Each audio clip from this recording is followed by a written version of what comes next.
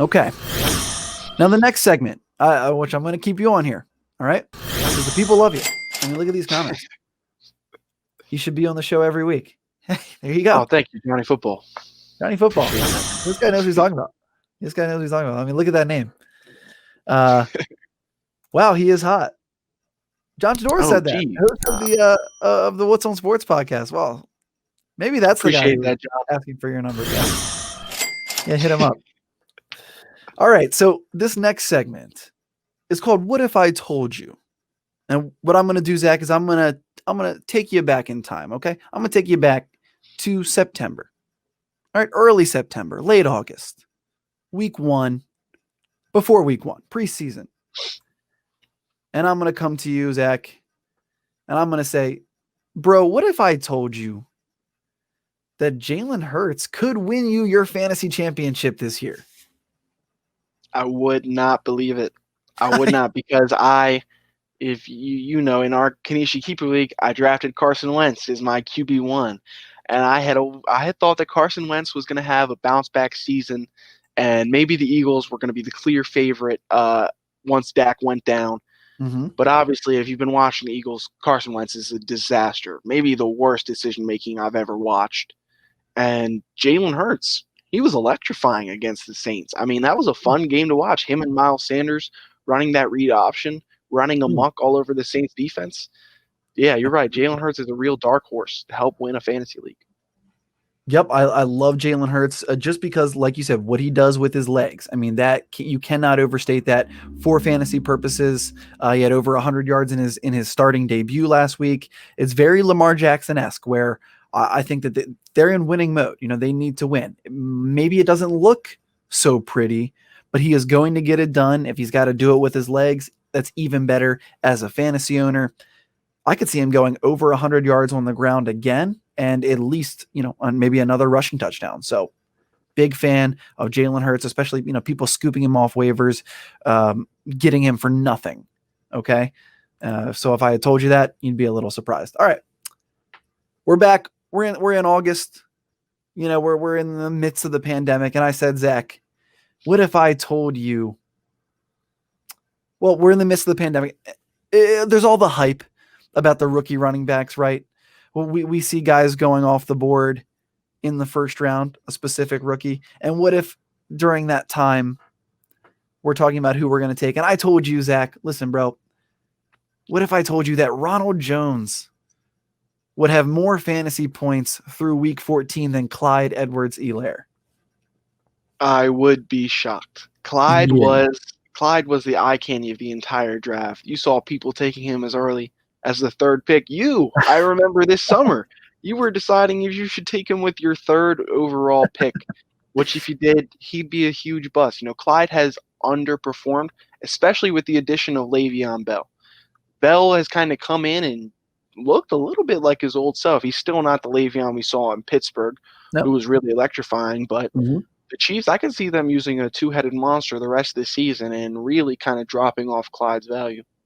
Yeah, now Clyde is electric and he is a great player, but we're talking about for fantasy purposes. So, like you said, it's about the volume, it's about the touches, and while that is so important in such a electric offense like the Chiefs, if he's not getting the touches, and that's another thing, Patrick Mahomes will go wherever he wants to score, and he does. And by the way, that 3rd overall pick, I actually took Ezekiel Elliott, so I should have just taken Clyde. Yeah.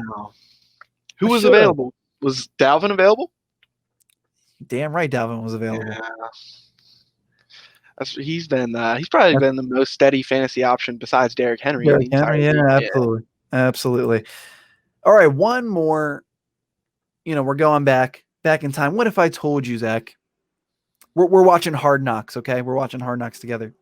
And what if I told you that Justin Herbert, who was Tyrod Taylor's backup, barely getting any reps in Hard Knocks, what if I told you that he would tie Baker Mayfield's rookie touchdown record still with 2 weeks left to play after missing the week 1?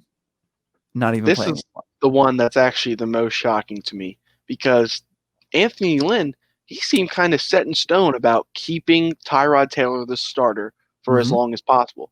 I believe Tyrod did get injured early in the season, but it was a minor injury where like, okay, Justin's going to start this game, That's right. and he came out and he threw for like 270 yards and 3 touchdowns and looked like the guy we saw last night. I mean, to me, he's the best rookie quarterback. I know Burrow is good, Tua is getting better, but Herbert slings it, man, and he has all the confidence in the world out there, which I really like in a quarterback, especially when he's going to be dueling, like we said, with Patrick Mahomes and Derek Hmm. Carr and Drew Lock.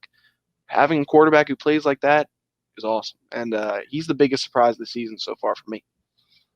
Absolutely. And he's been absolutely fantastic.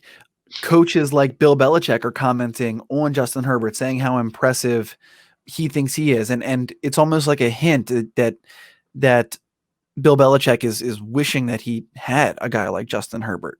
And there's actually an article that we wrote on what'sonsports.com that almost that almost hints at an idea of Bill Belichick maybe giving up that cold Boston weather and heading out to sunny Los Angeles Oh. to take over for a terrible coach in Anthony Lynn, who seems like a nice guy. Like Anthony Lynn honestly seems like a good guy. Seems like a cool dude. But he's not a good football coach. He's just not. And Bill Belichick and Justin Herbert together, that is scary. So, Bill Belichick, if he does stay in New England, though, just got to bring up this little conspiracy theory. okay. The Jets play New England week 17. Yeah. The Jets will presumably be 0-15 at this point, Hmm. meaning they're playing for the rights to Trevor Lawrence. Mhm. Now, by way of tiebreaker, if the Jets were to go 1-15 and the Jaguars went 1-15, the Jaguars jump the Jets and take the number 1 pick.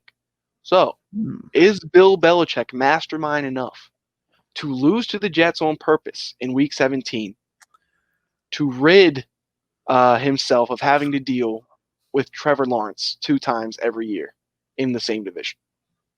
Will he Hmm. go to this next level mastermind to keep Trevor Lawrence out of the AFC East? Well, I would not put it past Bill Belichick to have thought about this. But at the end of the day, I think Belichick is too much of a winner. He has too much Mm, pride, and he has too much. There's the Patriot way, right? It was something that we talk about. It's an attitude. It's a mindset. no. If he goes out there and purposely loses a game just to keep a player out of his division, that's just a total coward and fear fueled move that I do not see Bill Belichick making. It's kind of a great point, and honestly, I don't hate the idea, but I don't think Bill Belichick has that cowardice within him to do something like that. That's all. That's That's fair. all I'll say. So that concludes our "What If I Told You" segment.